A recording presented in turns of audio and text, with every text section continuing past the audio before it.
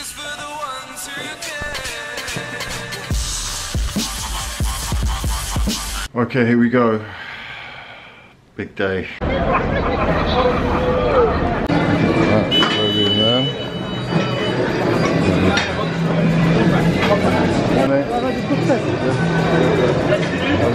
What's going on?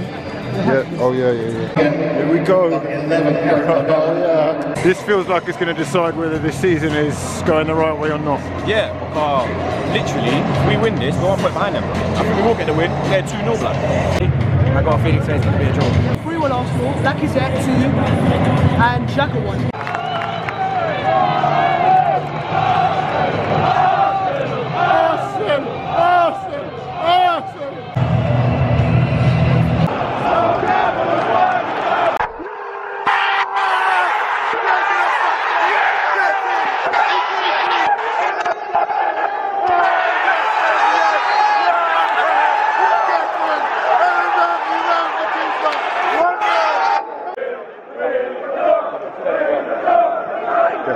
Get out!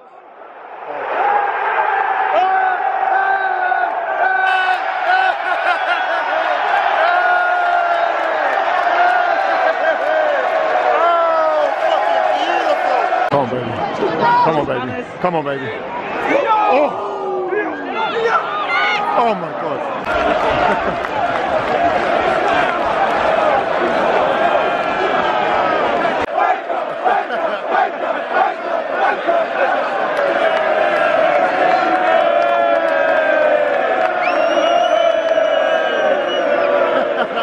Kane penalty. Fucking hell. 15 minutes. Fuck. Please. He's offside as well, apparently. Is he? He was offside. Offside as well. Oh.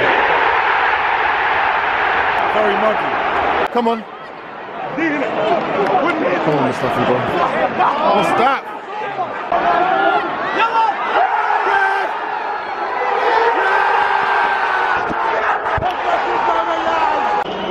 Arsenal's finest, Pierre-Emerick.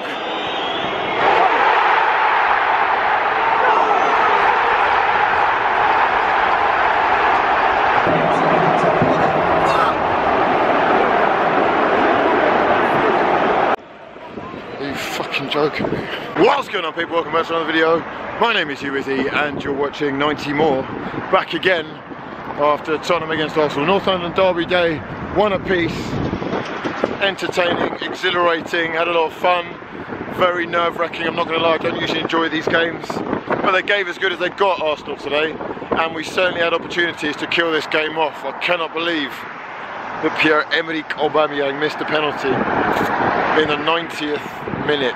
All in all, I think a draw is probably a fair result. Bernd Leno made a couple of incredible saves at the end of the first half from Christian Eriksen, very close range. The second one, I couldn't believe that he pulled it off.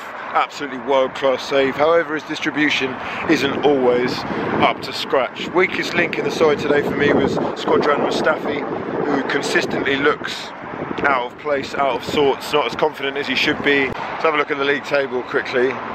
This means we remain 4 points behind Tottenham, and United, with a game in hand, are just 2 points behind Arsenal. Now Chelsea have 2 games in hand and are 4 points behind, so if United and Chelsea win those games, their games in hand, then they will be ahead of Arsenal and will be back in 6th. Massive opportunity missed today, I've got to say.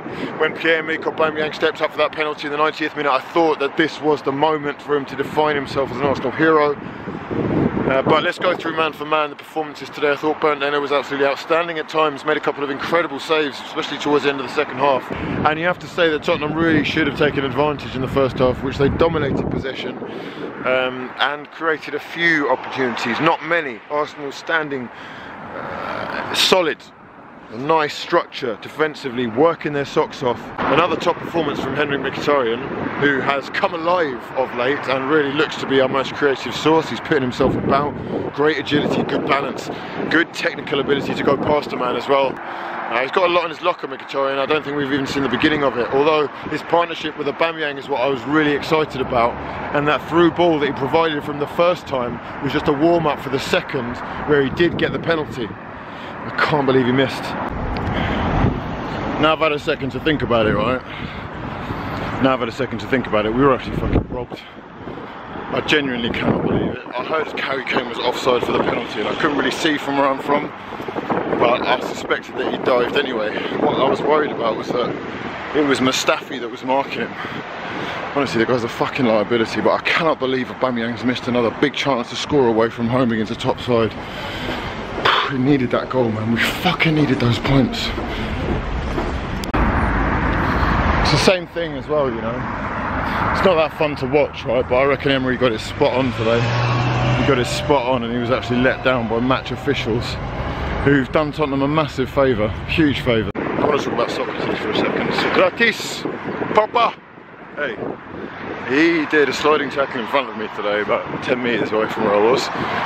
Got up and in front of the away fans did this little fist pump because it's neck on the line every time with this guy and I actually love him. He is certainly captain-elect in my opinion. Granit Xhaka as well, he's definitely a leader.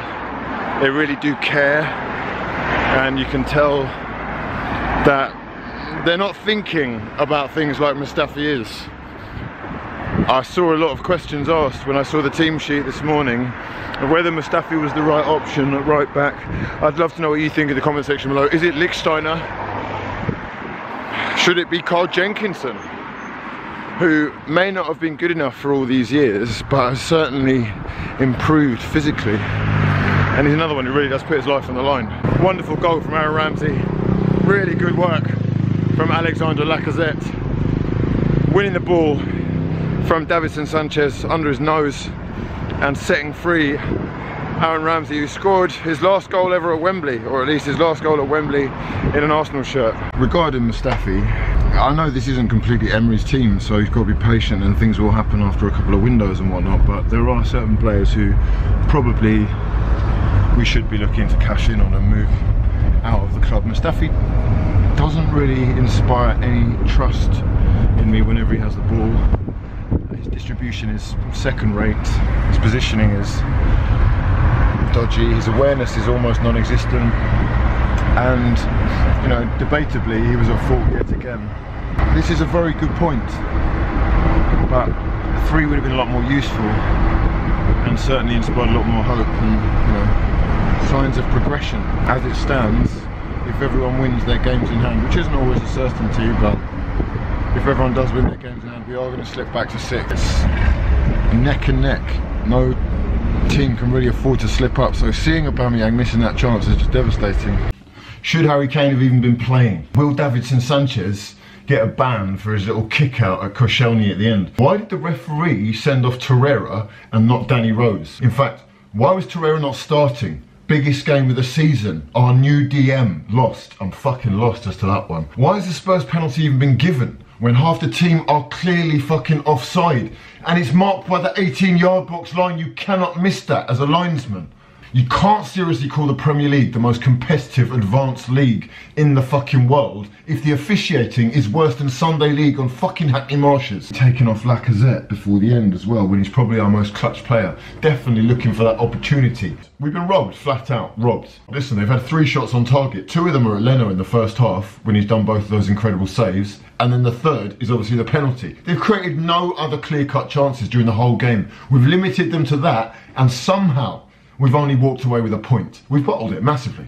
I am fuming, but the fact that I am fuming shows that this is promising. It shows that there is really belief, and I can't express how many times we've gone away from home against a top 6 side and not put in a shift like that. Let me know your thoughts in the comment section below. Subscribe if you're new.